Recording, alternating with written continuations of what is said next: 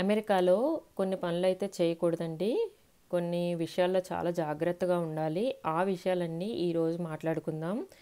మేము ఈ ప్లేస్‌కైతే వెళ్తున్నాం ఇప్పుడు. ఆ డ్రైవ్ మొత్తం మీకు చూపిస్తూ యూఎస్ఏలో చేయకూడని పనులేంటో తెలుసుకుందాము. లాస్ట్ వరకు వీడియో అయితే చూసి లైక్ చేయండి. డ్రైవ్ మొత్తం చాలా బావుంటుంది. ఎంజాయ్ చేయండి. ఈ వ్యూ పాయింట్ చాలా బావుంటుంది. చూడండి. హాయ్ అండి. Welcome to Shilpa thoughts. మనం ఇప్పుడు బయటికి వెళ్తూ మాట్లాడుకుందాము. ఆ వ్యూ పాయింట్ చూపించాను కదా, అక్కడికి వెళ్తూ మాట్లాడుకుందామండి. యూఎస్ఏలో చేయకూడని పనులు చెప్తాను ఇప్పుడు. ఇండియాలో అయితే ఎక్కడైతే అక్కడ రోడ్ క్రాసింగ్ చేస్తాం మనము. మనకి ఆ కంఫర్ట్ లెవెల్ అక్కడ ఉంటుంది మనకి. మనకి ఫ్రీగా ఉంటుంది కదా ఇండియా అంటే. కానీ ఇక్కడ అలా కాదండి. వాక్వే మీదే వాక్ చేయాలి. జీబ్రా క్రాసింగ్ దగ్గర క్రాసింగ్ చేయాలి. పోలీస్ చూసారంటే ఎలా పడితే అలా వాక్ చేస్తే జేవాక్ అనే టికెట్ పడుతుంది, లేకపోతే డాలర్స్ పే చేయాల్సి ఉంటుంది చాలా ఎక్కువగా. అండ్ అడ్డదిడ్డంగా రోడ్లపై నడిస్తే యాక్సిడెంట్స్ అయిపోతాయండి. ఎందుకంటే రూల్స్ బాగా పాటించాలి ఇక్కడ. ఎవరికి వాళ్ళు స్పీడ్ లిమిట్స్లో వెళ్తూ ఉంటారు కదా, కాబట్టి ఒకే స్పీడ్లో వెహికల్స్ వెళ్ళిపోతూ ఉంటాయి. అడ్డదిడ్డంగా మనం నడిస్తే ఏమవుతుందంటే వాళ్ళు స్లో చేయడానికి అవ్వదండి. ఎందుకంటే ఒకవేళ స్లో చేస్తే వాళ్ళకి ప్రమాదం, వెనకాల వెహికల్స్ వచ్చి వాళ్ళని గుద్దుకుంటాయి. సో ప్రాణాలకే ప్రమాదం అన్నమాట. నడిచే వాళ్ళకి, వెహికల్స్లో ఉన్న వాళ్ళకి కూడా ప్రమాదం. చాలా జాగ్రత్తగా రూల్స్ పాటిస్తూ క్రాస్ చేయాలి ఇక్కడ.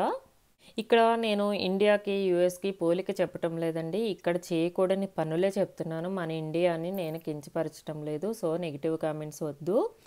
సెకండ్ వన్, కార్ డ్రైవింగ్ ఇండియాలో వేరు. అక్కడ రైట్ హ్యాండ్ సైడ్ స్టీరింగ్ ఉంటుంది, ఇక్కడ లెఫ్ట్ హ్యాండ్ సైడ్ ఉంటుంది. ఆల్రెడీ డ్రైవింగ్ వచ్చిన వాళ్ళైతే ఇక్కడ మళ్ళీ బాగా ప్రాక్టీస్ చేయాలి. ఎందుకంటే ఇక్కడ ట్రాఫిక్ రూల్స్ ఎక్కువ, అవన్నీ నేర్చుకోవాలండి. అండ్ లైన్స్ కూడా ఎక్కువ. యూటర్న్ ఎక్కువ తీసుకోవడానికి ఉండదు. యూటర్న్స్ గురించి వెతకూడదు. రోడ్ మీదకి వెళ్ళి ఆలోచించకూడదు, ఇది కాదే, ఈ రోడ్డు కాదే అని. గూగుల్ మ్యాప్స్ కంపల్సరీగా వాడతారండి ఇక్కడ. ఎందుకంటే మనం ఏ రోడ్లో వస్తున్నామో, ఏ రోడ్లో వెళ్తున్నామో కూడా ఒక్కొక్కసారి అర్థం కాదన్నమాట. కంపల్సరీ మ్యాప్స్ వాడతారు. అండ్ మ్యాప్స్ చూసుకుంటూ వెళ్ళినప్పుడు కన్ఫ్యూజ్ అయ్యి రోడ్డు మీద అక్కడికక్కడే లేన్ మార్చడానికి అవ్వదు. సో జాగ్రత్తగా డ్రైవ్ చేయాలి. జాగ్రత్తగా ప్రాక్టీస్ చేసిన తర్వాతే మీరు డ్రైవింగ్ చేయండి. అండ్ కార్ కొనేటప్పుడు కార్కి ఇన్సూరెన్స్ ఉంటుంది, మనకి ఇన్సూరెన్స్ తీసుకోవాలి. ఇక్కడ కార్ అనేది కంపల్సరీ నీడ్ అండి. అమ్మాయి అయినా అబ్బాయి అయినా కార్ నేర్చుకోవాల్సిందే. ఎందుకంటే మన ఇండియన్ స్టోర్స్కి వెళ్ళాలంటే చాలా దూరంగా ఉంటాయి. అండ్ క్యాబ్స్ పెట్టుకుందామంటే చాలా కాస్ట్ అవుతుందన్నమాట. సో కార్ అనేది కంపల్సరీ నీడ్. నేర్చుకుంటే మంచిదన్నమాట. అబ్బాయి అయినా అమ్మాయి అయినా సరే నేర్చుకోవాలి. ఇక్కడ ఏది దొంగతనం చేయడానికి ప్రయత్నించకూడదండి. అండ్ స్టోర్స్కి వెళ్ళినప్పుడు బిల్ వేయించకుండా బయటకు వచ్చేయడం ఇలాంటివి చేయకూడదు. ఎందుకంటే చాలా సీసీ కెమెరాస్ ఉంటాయి. అండ్ మనం కూడా అలా చేయకూడదు కదా, ఒక కంట్రీ నుంచి ఇంకో కంట్రీకి వచ్చి. అండ్ రీసెంట్గా ఒక న్యూస్ అయితే వచ్చింది, గుర్తుందా మీకు? ఎవరైనా చూసారా? స్టూడెంట్స్ ఇద్దరు అమ్మాయిలు బిల్ వేయించకుండా వస్తే వాళ్ళని అరెస్ట్ చేశారు. సో ఇక్కడ చాలా జాగ్రత్తగా ఉండాలండి. ఒక ప్లేస్ నుంచి ఒక ప్లేస్కి వచ్చినప్పుడు ఇంకా జాగ్రత్తగా ఉండాలి మనం. ఇక్కడ పెద్ద జాబ్ చేసే వాళ్ళని రెస్పెక్టివ్గా చూస్తూ చిన్న జాబ్ చేసే వాళ్ళని కించపరచడం అలాంటివి చేయకూడదు. ఎందుకంటే ఇక్కడ పెద్ద జాబు చిన్న జాబు అని ఏమి ఉండదండి. అమెరికా అధ్యక్షుడైనా ట్రాష్ ఎత్తేవాడైనా మనం రెస్పెక్ట్ ఇవ్వాల్సిందే. అండ్ వాళ్ళని చిన్నచూపు చూడకూడదు. మాకు ట్రాష్ ఎత్తడానికి డైలీ ఒక ఆయన వస్తూ ఉంటాడు, చాలా ఏజ్డ్ పర్సన్, 75 ఇయర్స్ అలా ఉంటుంది. అండ్ మా ఇంట్లో రీసెంట్గా మెయింటెనెన్స్, ఓవెన్ పాడైనప్పుడు అండ్ వాషింగ్ మిషన్ చెడిపోయినప్పుడు వచ్చిన ఆయన 85 ఇయర్స్ ఉంటాయి దాదాపు.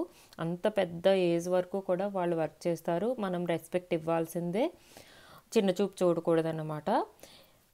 ఇక ఫిఫ్త్, ఇక్కడ ఎవరింట్లోకి వాళ్ళ పర్మిషన్ లేకుండా వెళ్ళకూడదండి. అందంగా ఉంది, ఇది లోపలికి వెళ్ళి చూద్దాం, లేకపోతే ఫ్రూట్స్ ఉన్నాయి కట్ చేసుకుందాము, ఫ్లవర్స్ ఉన్నాయి తీసుకుందామని చేయకూడదన్నమాట. వాళ్ళ పర్మిషన్ లేకుండా మనం వెళ్ళకూడదు, ట్రెస్ పాసింగ్ చేయకూడదు. ఇక్కడ వాళ్ళు చిన్నవాటికే అగ్రెసివ్ అయిపోతారు. సో జాగ్రత్తగా ఉండాలి. గన్స్ తీసుకొని కాల్ చేసిన వాళ్ళు కూడా ఉంటారు. ఇలాంటి సందర్భాలు కూడా జరుగుతూ ఉంటాయి అన్నమాట. అందు గురించి ఎవరింట్లో వాళ్ళే ఉండాలి.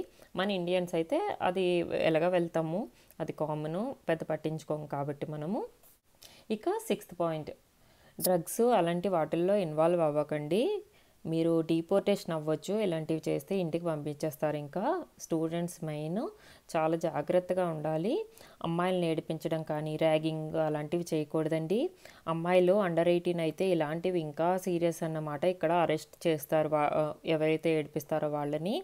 వాళ్ళు కొందరు మనల్ని కావాలని ఇలాంటివి చేసి కూడా మనీ గుంజడానికి ట్రై చేస్తారు అమ్మాయిలు.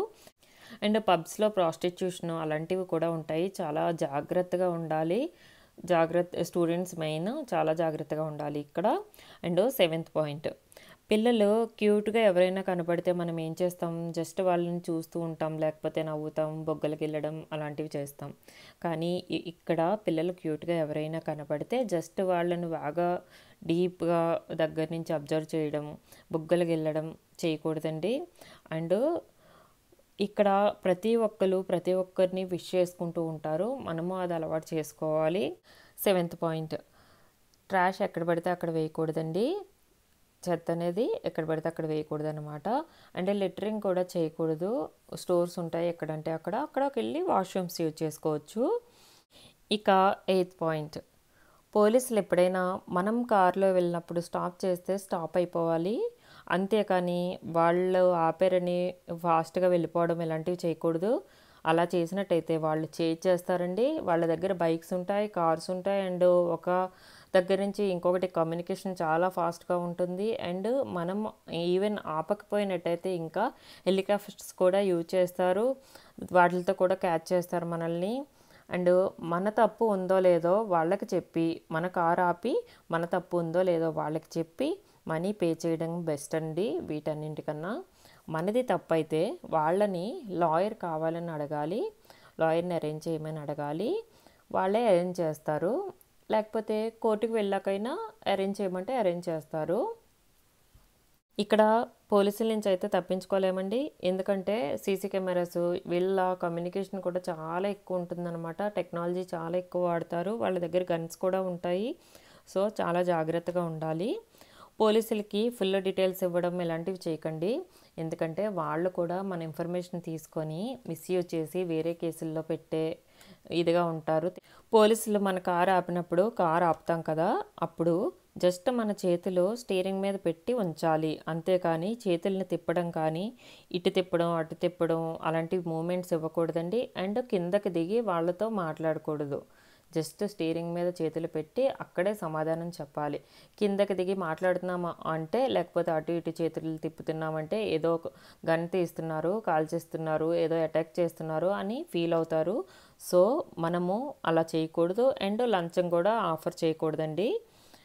ఇక 9th పాయింట్, మన నైబర్స్ని కానీ మన కింద వాళ్ళని కానీ ఎవరిని డిస్టర్బ్ చేయకూడదు.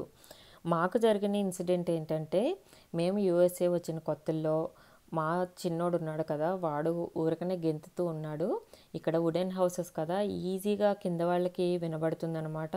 మనకి ఒక వాళ్ళ నుంచి ఒక వాళ్ళకి ఈజీగా టప్ప టప్ప కొడితే వినబడుతుంది ఈజీగా. జస్ట్ మా ఇంట్లో జరిగింది ఏంటంటే, మేము ఫోన్ మాట్లాడుతూ ఉంటాం, పక్క రూమ్లోకి ఈజీగా వినపడుతుంది. అంత దారుణంగా ఉంటుంది. సో వీడు గెంతుతుంటే కింద నుంచి మాకు కంప్లైంట్స్ వచ్చాయండి. ఇద్దరు వచ్చి కంప్లైంట్ చేశారు, ఇలాగా సౌండ్స్ వస్తున్నాయి బాగా, సో కంట్రోల్ చేయండి అని. ఇలా చాలాసార్లు వచ్చాయి. ఇంకా వాళ్ళు తట్టుకోలేక రీసెంట్గా ఏం చేశారంటే, ఇంకా మీరు ఇలా చేస్తే మేము లీజింగ్ ఆఫీస్కి కంప్లైంట్ ఇస్తాము అని చెప్పారు. సో ఈ మధ్య అయితే మా వాడు కామప్ అయ్యాడు, కొంచెం బెటర్ అన్నమాట. ఈ మధ్య కూడా వాళ్ళు ఏం చేస్తున్నారంటే, సో కొంచెం గొడవగా వినిపించిందంటే వాళ్ళకి కిందనే తడుతున్నారనమాట, గట్టి కొడుతున్నారు. మాకు తెలిసిపోతుంది ఇంకా, అమ్మో కామప్ అయిపోవాలి, గోల్ చేయకూడదు అని చెప్పేసి. ఇక్కడ ఫ్రీడమ్ అయితే ఉంటుంది అంటారు కానీ అసలు ఫ్రీడమ్ లేనట్టే ఉందండి. ఇంకా 10th పాయింట్, నాట్ లీస్ట్ అండి, వెరీ ఇంపార్టెంట్. ఇక్కడ స్టూడెంట్స్గా జాబ్ చేయడానికి చాలామంది వస్తున్నారు మన ఇండియా నుంచి. బీ సేఫ్ అండి, చాలా సేఫ్గా ఉండాలి ఇక్కడ. చిన్న చిన్న స్టోర్స్లో పనిచేయడం, 2-3 ఉన్న దగ్గర పనిచేయడం అలాంటివి చేయకండి. బంక్స్లో పనిచేయడం కూడా డేంజరస్ ఇక్కడ. అండ్ వాటర్ దగ్గరికి వెళ్ళకండి. మనకి వాటర్ లోతు ఎంతో తెలియకుండా అలాంటి ప్లేసెస్కి అయితే వెళ్ళి రీల్స్ చేయడం అలాంటివి చేయకండి. సో మీ పేరెంట్స్ మీ గురించి ఎదురు చూస్తున్నారు అక్కడ ఇండియాలో. సో చాలా జాగ్రత్తగా ఉండాలి. మీకు ఈ వీడియో నచ్చినట్టయితే లైక్ చేయండి, షేర్ చేయండి, సబ్స్క్రైబ్ చేయండి.